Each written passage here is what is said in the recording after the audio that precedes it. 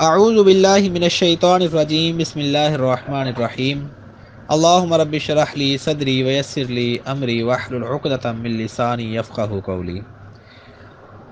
آج روزہ توڑنے والی چیزوں کا بیان ہے، اس کے متعلق چند مسائل اور ایک دو احادیث آپ کے سامنے بیان کی جائیں گی۔ چنانچہ بخاری حضرت ابو ہریرہ رضی اللہ تعالیٰ عنہ سے راوی ہیں کہ حضور اقدس صلی اللہ تعالیٰ علیہ وسلم فرماتے ہیں، جس نے رمضان کے ایک دن کا روزہ بغیر رخصت و بغیر مرض افطار کیا، یعنی توڑ دیا یا چھوڑ دیا، تو زمانے بھر کا روزہ اس کی قضا نہیں ہو سکتا اگرچہ رکھ بھی لے۔ یعنی وہ فضیلت جو رمضان میں رکھنے کی تھی کسی طرح حاصل نہیں کر سکتا، تو جب روزہ نہ رکھنے میں یہ سخت وعید ہے، رکھ کر توڑ دینا تو اس سے زیادہ سخت تر ہے۔ ایک دوسری حدیث میں ابن خزیمہ ابن حبان اپنی صحیح میں ابو امامہ باہلی رضی اللہ تعالیٰ عنہ سے راوی ہیں، کہتے ہیں، میں نے رسول اللہ صلی اللہ تعالیٰ علیہ وسلم سے سنا کہ حضور اقدس صلی اللہ تعالیٰ علیہ وسلم فرماتے ہیں، میں سو رہا تھا، دو شخص حاضر ہوئے اور میرے بازو پکڑ کر ایک پہاڑ کے پاس لے گئے اور مجھ سے کہا چڑھیے۔ میں نے کہا مجھ میں اس کی طاقت نہیں۔ انہوں نے کہا ہم سہل کر دیں گے، یعنی ہم آسان کر دیں گے۔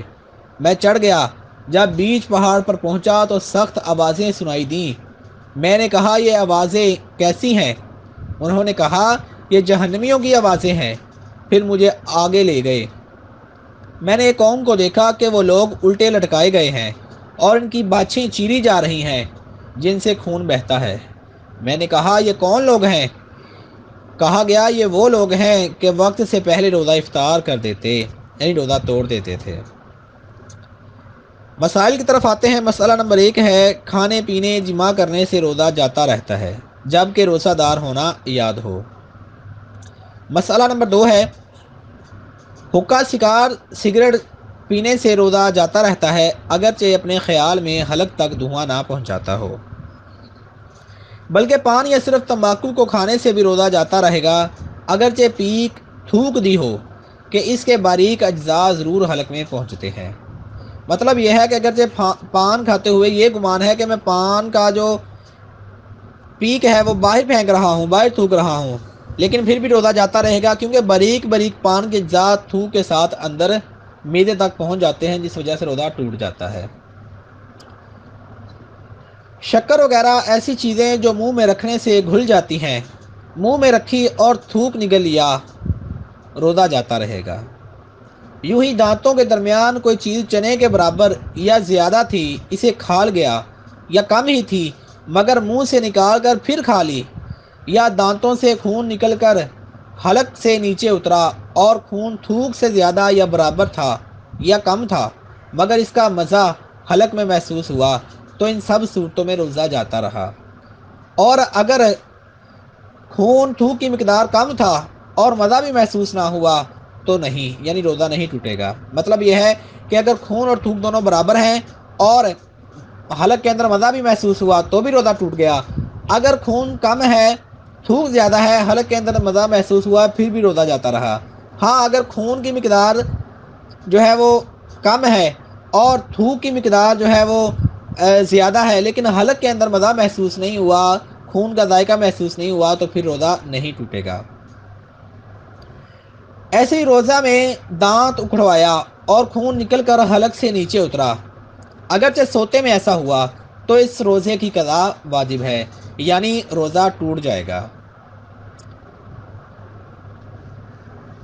ایسے ہی کلی کر رہا تھا، بلا قصد پانی حلق سے اتر گیا یا ناک میں پانی چڑھایا اور دماغ کو چڑھ گیا، روزہ جاتا رہا، مگر جب کہ روزہ ہونا بھول گیا ہو تو نہ ٹوٹے گا اگرچہ قصدن ہو۔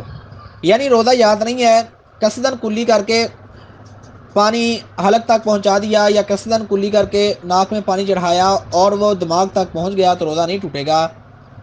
ہاں اگر روزہ دار ہونا یاد ہے تو پھر روزہ ٹوٹ جائے گا۔ یوں ہی کسی نے روزہ دار کی طرف کوئی چیز پھینکی، وہ اس کے حلق میں چلی گئی، روزہ جاتا رہے گا۔ ایسے ہی سوتے میں پانی پی لیا یا کچھ کھا لیا یا منہ کھولا تھا اور پانی کا قطرہ حلق میں جا رہا تو روزہ جاتا رہے گا۔ مسئلہ نمبر اگلا ہے دوسرے کا تھوک نگل لیا یا اپنا ہی تھوک ہاتھ پر رکھ کر دوبارہ نگل لیا تو روزہ جاتا رہے گا۔ ایسے ہی آنسو منہ میں چلا گیا اور نگل لیا، اگر قطرہ دو قطرہ ہے تو روزہ نہ گیا، اور اگر زیادہ تھا کہ اس کی نمکینی پورے منہ میں محسوس ہوئی تو جاتا رہے گا۔ پسینے کا بھی یہی حکم ہے۔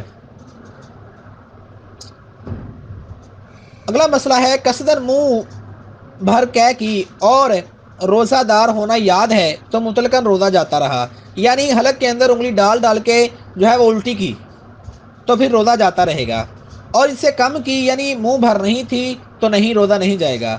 اور بلا اختیار قے ہو گئی تو بھر منہ ہے یا نہیں، اور بہر تقدیر وہ لوٹ کر حلق میں چلی گئی یا اس نے خود لوٹائی یا نہ لوٹائی تو اگر بھر منہ نہ ہو تو روزہ نہ گیا، یعنی کہ اگر ایسا ہے کہ خود بخود الٹی آ گئی اور منہ بھر نہیں ہے تو روزہ نہیں ٹوٹے گا، اگرچہ واپس لوٹ گئی ہو یا اس نے خود لوٹائی ہو۔ اور بھر منہ ہے یعنی کہ منہ بھر ایسی ہے کہ وہ روکنے سے نہیں رکی اور اس نے واپس لوٹا دی، اگرچہ اس میں سے صرف چنے برابر حلق سے نیچے اتری تو روزہ جاتا رہا، یعنی روزہ ٹوٹ جائے گا۔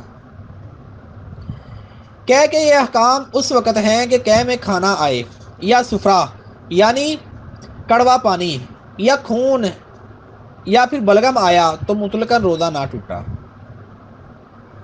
رمضان میں بلا عذر جو شخص اعلانیہ قصدن کھائے، یعنی قصدن جان بوجھ کر اعلانیہ کھلم کھلا بازاروں میں کھائے تو اس کا حکم یہ ہے کہ اسے قتل کر دیا جائے۔ یہ چند مسائل آپ کے سامنے ایسے رکھے جن کی وجہ سے روزہ ٹوٹ جاتا ہے اور عام طور پر ہمیں معلوم نہیں ہوتا، اور ہمارا سارا دن کا روزہ رکھا صبح سحری سے لے کر غروب آفتاب تک بھوکے رہنا، پیاسے رہنا، یہ ضائع جاتا ہے۔ اللہ رب العزت سے دعا ہے کہ رب کائنات ان مسائل کو سنا اور اس کو آگے پہنچانے کی توفیق عطا فرمائے۔ آمین بجاہ سید العالمین صلی اللہ تعالی علیہ وسلم۔